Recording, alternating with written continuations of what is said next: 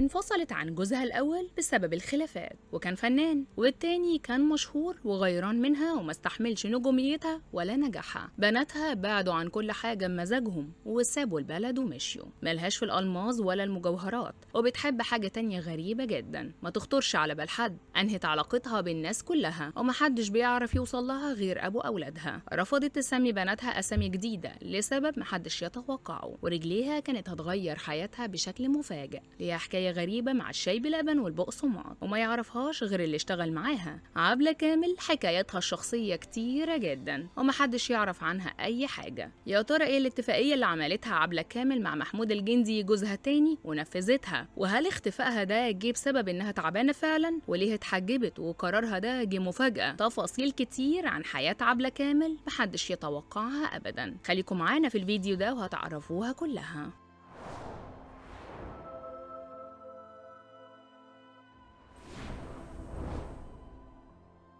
عبلة كامل اللي ناس كتير ما تعرفوش عنها إنها مولودة في محافظة البحيرة واتخرجت من كلية آداب، يعني ما كانش ليها في التمثيل من الأول، وبعدين قررت إنها تدخل الوسط الفني برجليها الاتنين. بدأت من المسرح زي ما ولاد جيلها كلهم عملوا، وبعدها بدأت تتنقل من عمل للتاني لحد ما جه دورها في لن أعيش في جلباب أبي، وده بقى اللي بيتقال عليه غير حياتها. عبلة كامل اتجوزت بدري وكانت مهتمة إنها تعمل بيت وأسرة، وكانت أول جوازة ليها سنة 86 من الممثل أحمد كمال، وده بقى جابت منه بناتها التوأم فاطمة وزينب، وده علشان هي مش بتحب الأسامي الجديدة خالص. وبعدها ما خلفتش تاني، وبعد سنين انفصلت هي وأحمد كمال علشان اختلافات في وجهات النظر، وهما الاتنين ما اتكلموش فيها كتير، رغم إنه لسه الوحيد لحد دلوقتي اللي قادر على التواصل معاها ونقل أخبارها للناس لما بتحب تطمن عليها. بعد سنين طويلة من الانفصال قررت عبلة كامل إنها تعيد تجربة الجواز مرة تانية، بس ما كملتش فيها سنتين، وكانت من الفنان محمود الجندي. بس الجوازة دي كانت مبنية على اتفاق منها، وهو إنهم لو ما اتفقوش مع بعض كل واحد هيروح لحاله في هدوء، وده فعلا اللي حصل، لأن هو كان غيران منها ومن نجاحها في الفترة اللي اتجوزوا فيها، وإنه ما كانش شغال زيها، فقررت هي اللي تنهي الموضوع في هدوء. جوازتها من محمود الجندي كانت نقطة تحول كبيرة في حياتها، لأنها غيرت أفكارها،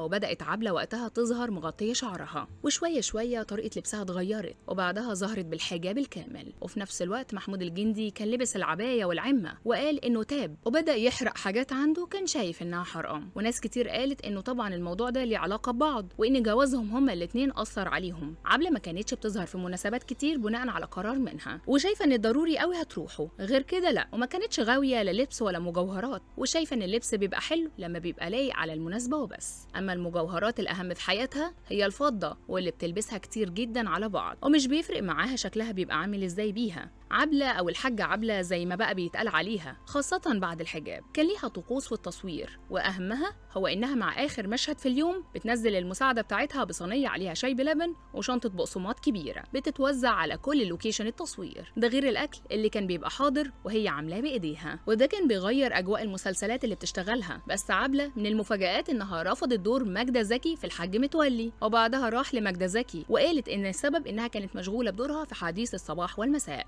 وبعد ما عبلة اختفت عن كل الأضواء بمزاجها وتعرف إنه مش بسبب إنها تعبانة ولا حاجة وعايزة تبعد بس عن الأضواء، بدأت واحدة من بناتها تظهر بفيديوهات على تيك توك، والناس افتكرت إن ده تمهيد إنها تدخل مجال التمثيل، بس طلع الموضوع مجرد ترفيه مع عيالها، وهي عايشة أصلا بره مصر مع أختها. وانتوا بقى إيه أحب وأقرب أعمال لقلبكم لعبلة كامل؟